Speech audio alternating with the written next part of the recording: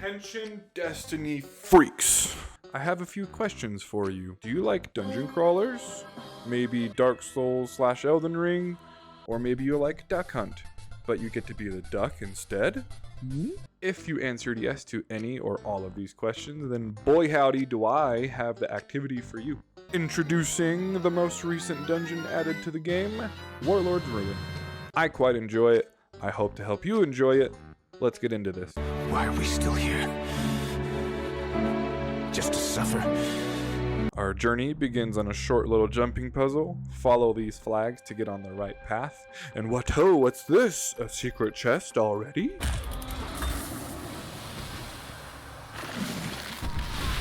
If you already know this is a trap, bait your friends into opening it. I'm sure they'll really enjoy it. Continuing on, you'll come up to a bridge where enemies will try to... You shall not pass! You'll also meet some Foul tarnished. Dispatch of those enemies swiftly, make your way inside. Straight ahead, you'll notice this door that says Dispel Level 1 required. Do not worry about these doors, you may find more as you go throughout the dungeon. I'll circle back to these at the end of the video. Moving on, you'll be at your first encounter where there is a boss. Damage phases tend to be quite a bit shorter for this guy, so any burst supers and weapons will do really well. We did it with 3 Laments one time, almost got out of 1 phase, easy 2 phase. Anything that does good damage, you'll be set. Now, to get rid of our big friend's shield, you need to stand next to these totems that the boss drops. Don't do what we, and I'm sure many other teams did on their first run through, and shoot the totems. Doing this will do nothing but make you look like a fool. Instead, stand within the ring that they put out, and you'll notice the little Taken Blight inside of them begin to shrink, and then burst into like whitish blue color. From now on, I'm going to call this cleansing totems, or just cleanse. But this sneaky beaver Wrathel doesn't want you to cleanse these totems, and he's going to force an occupational change on you to become a stripper. As soon as he drops 1 totem, you'll be teleported into one of these 3 cages that are above the boss arena, and they will slowly be lifted up until they kill you. To break out of these cages, you need to shoot 3 eyes around your cage. They're in ascending order, so shoot the bottom one first as you make your way up. Just do a couple spins to look for them. Once you open up your cage, you can help your buddies, and then you'll jump down and stand near these totems. There will be a few enemies and the boss shooting at you while you stand near them, so a healing grenade or a rift or anything to help keep you alive while doing this is great. Also, something to note, when you first get teleported, you'll see this timer on your screen. This indicates how long you have to get out of your cage and cleanse a totem. If you are unable to cleanse a totem in this time, there won't be any damage phase and you'll have to do that whole process again. If you are able to cleanse a totem before that timer runs out, you'll have a bit of time to do damage to the boss. The more totems you cleanse, the more time you have to do damage. I've only ever seen 2 totems drop in this encounter at a time, so that's probably the most you'll ever get. But all in all, that is the entire encounter. Just do a bunch of these shorter damage phases until you kill the boss. Once you do kill the boss, this cutie patootie will show up, teleport you into a jail cell, and congrats, you are now playing Dark Souls 1, and you have to break out of the Undead Asylum. To get out, you need to get these gears spinning clockwise or counterclockwise. How to know which way they need to spin is in 2 of the cells there will be a skeleton that has little tally marks next to it. They look like this and this. The white tally marks indicate that gears need to be spinning clockwise, and orange counterclockwise. In our instance, we had 2 white, so we got 2 spinning clockwise, 4 orange, 4 spinning clockwise. Each cell can easily see 2 of these gears, so just coordinate with your team. Once you get them all spinning the right way, shoot this lever and you'll be out of your cell. Now you get a dungeon crawl your way out through perilous traps and dubious enemies. Eventually you'll reach a bridge where you can stop and kill everything, or you can just boogie through it. Once you get to this area where all these guys spawn, hang a left, and then you'll soon jump right into an open sewer hole thing.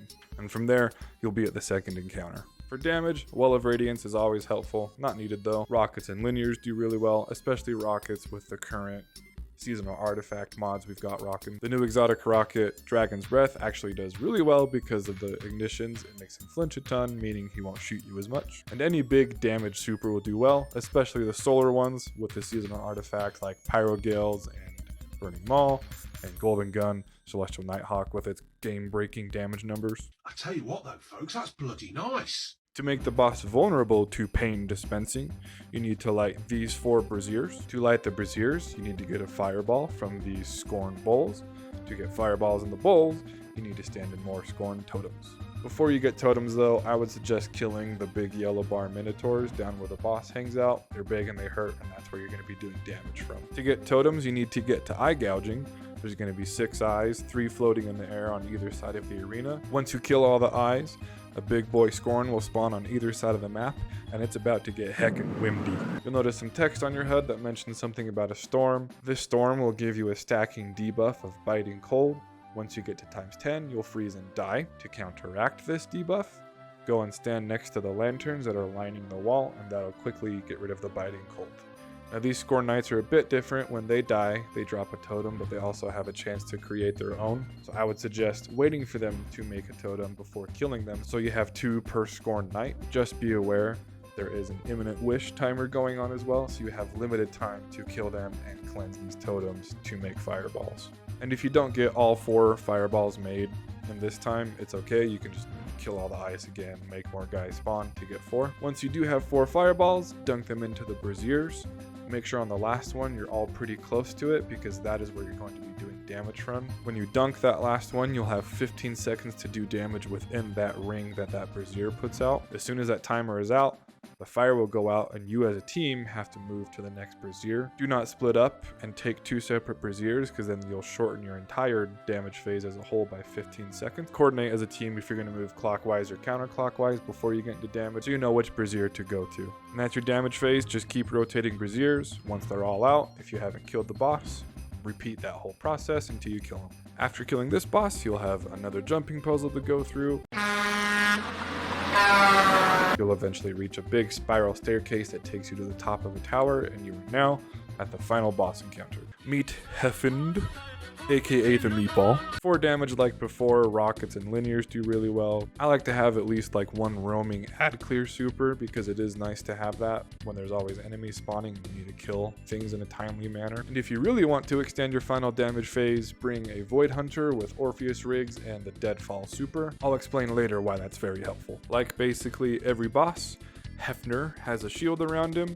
To get rid of the shield, you need to, drumroll please, you got it, stand in more totems. First, kill the wizards, then kill the 6 eyes that are floating around the boss. When you do, more big boy Scorn will spawn on either side of the platform. Like before, wait for them to drop a totem before killing them, so you can get 2 per Scorn Knight. The more totems you cleanse, the longer damage phase you'll have. Just pay attention, you also have the imminent wish timer going again, meaning you have a limited time to cleanse as many totems as possible. And then, to make cleansing totems even just a bit more difficult, you're going to get this debuff that will kill you when its timer runs out. To get rid of this debuff, you get to play tag. When you get this debuff, an enemy will spawn for you and each of your teammates that is immune to all damage, and you need to pass your debuff onto them. To do so, you need to melee them. Powered melees also work. Each of these enemies can only hold 1 debuff at a time, so you and your teammates each have to tag your own shiny. Just be aware they do not follow the no tagbacks rule and can melee you back, therefore passing the debuff back to you. So when you do tag them, run like hell until they die. Disorienting grenades actually work on them, so it makes it really easy to tag them and stay away from them. But remember, you have an imminent wish timer that is slowly ticking. The more totems you cleanse before that timer runs out, the longer your damage phase, so just be mindful of those as you are playing this game of tag. The game of tag does end a few seconds before the imminent wish timer runs out, so you have a bit of time to jump back on those totems to finish cleansing them. And when you do cleanse totems, you can now do damage to Heckin. Notice that the health bar has this lighter yellow chunk to it. If you don't do enough damage to Hambone in the time that you have, he won't move on to the next platform. He'll just stay there, and you just do the process again. When you do enough damage, Hingle McCringleberry will teleport to the next platform. You follow, do that whole process all over again, and then do it on the 3rd platform as well. After that 3rd platform, you'll notice these 3 platforms hanging out in the middle of the arena. Jump up there, where you do a longer, more drawn out damage phase. And this is where the Orpheus Rig's Deadfall Hunter will come in really clutch. As you do damage up here, more eyes will spawn around horse feathers, and they suck for 2 reasons. 1, they shoot you and it hurts. 2, when enough of them spawn, they turn the ground to Legos and you can't do damage anymore, and you need to move to the next platform. But with the Deadfall super on the boss, that means the eyes get tethered. When you damage the boss, the eyes also take damage and die, meaning the hunter will get a lot of super energy back, and this will extend your damage phase by quite a bit. So you have these 3 platforms to do a lot of damage to the boss. If you don't take him to final stand, you'll just be teleported back down to the first platform and do everything all over again. When you do enough damage to take Huber to final stand, you'll be teleported to a tower, and from here it's just kill the boss. You're gonna have eyes spawn, kill them as well if you need, but do as much damage as you can to the boss. I believe you have unlimited time. Don't quote me on that. I could be very wrong, but it seems like you have a lot of time to kill this boss. And now that you've killed the boss, well done. You did it. Collect your loot at the chest. Make sure to commune with the chest to get your first bone of Heffen. Now that you have that first bone, we can circle back to those pesky doors I mentioned in the beginning. You may have found some on your travels to get to this point. Some of them may have said Dispel level 1, Dispel level 2, or Dispel level 3 required. Since you have that first bone, you can open all of the level 1 doors. Once you get those, you can open level 2s. Once you get those, you can get the level 3 doors. Now you can open all the doors on your second run through. Just get all the level 1 doors as you get to the boss, and then after you kill the boss, you have a lot of time to run back through the dungeon. You don't have to do it that way. You can just clear the dungeon multiple times on all of your characters, and you'll easily get all the doors open. The bones are tied to a quest where you also need to get another material called Dark Ether Tincture that drops from these thieving wretch screebs. Kill them, you'll get your materials, you'll complete the quest in no time. Now I'll just show you what all the doors are so you can reference it later when you want to open them.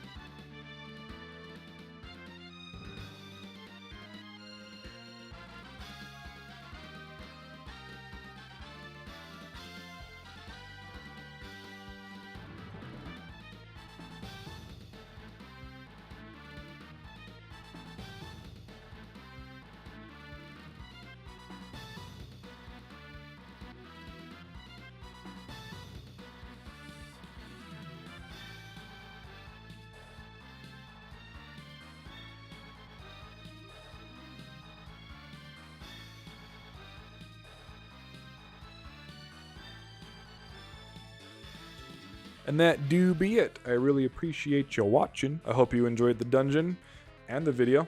I had fun doing both of them. Look out for more guides for years old dungeons and raids in the future. In the meantime, watch my first ever raid guide that I made for Crota's End. I had a lot of fun making it, and I would be just tickled pink if you went and watched it and told me how terrific I did.